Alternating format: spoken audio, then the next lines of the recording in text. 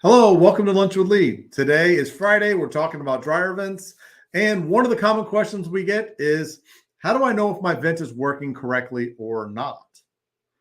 And the way you can know, because we have special gauges, and I'll go over that in a second, that tell us absolutely, and to what degree it's working, to what degree it's not, so that we can make accurate assessments. But on your side is, do your clothes dry? So if they dry in one cycle, if they dry in a reasonable amount of time, meaning not 6 hours, also feel the top of your dryer. If it's scary, scary hot, something's wrong. If you smell burnt, like a little bit of fire or smoke, that's burnt lint. That's a fire inside your dryer. It's not supposed to happen that way. So regardless of whether it's gas or electric, same thing applies. You have a heating source, whether it's an electric heating source or a gas heating source. If you get lint that's backing up into that heat source, you're going to get fires. So let's try to avoid that. And clothes not drying, symptom number one. Symptom number two, it smells like something's burning, bad. Number three, outside of the dryer, especially the top of the dryer, is really, really hot. Those are the three signs. On our end, we have something called a Magnehelic gauge and a vanometer. Two things we use to tell.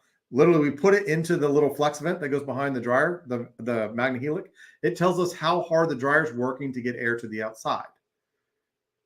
So if it has to work really, really hard, there's certain industry-specific specifications. If it's blowing and it can't get air to the outside, it's going to be a ton of pressure, and we'll see that, and we can document it, and we can say it's not working correctly. And then we have a thing that looks like a little propeller that we can put on the outside that measures the airspeed of the actual air coming out of the dryer. And there's certain industry-specific things for that as well. So we can tell a lot by those two things. And then we can clean it and then see what it is after the clean. So there's a huge benefit, even if you don't have it actually cleaned, if we show up to documenting what your status is, when your dryer vent is good, what are your readings? That way, when they're bad, we know it's bad because we know what good is. So get these readings, know what you're working with, and know if your dryer vent is working correctly too. We can go over how it's built. Is it too long? Does it have too many turns? Is it the correct shape, like it should be 4 inches round? Is it made out of the correct materials?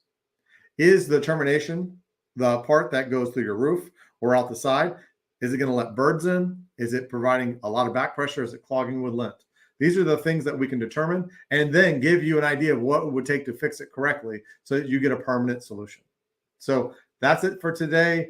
Please share these videos, like them, depending on where you're listening. But we want to help as many people as possible. And the more you can make our videos popular, the more people we can help. And I really, really appreciate it. I'll see you next week. Thanks.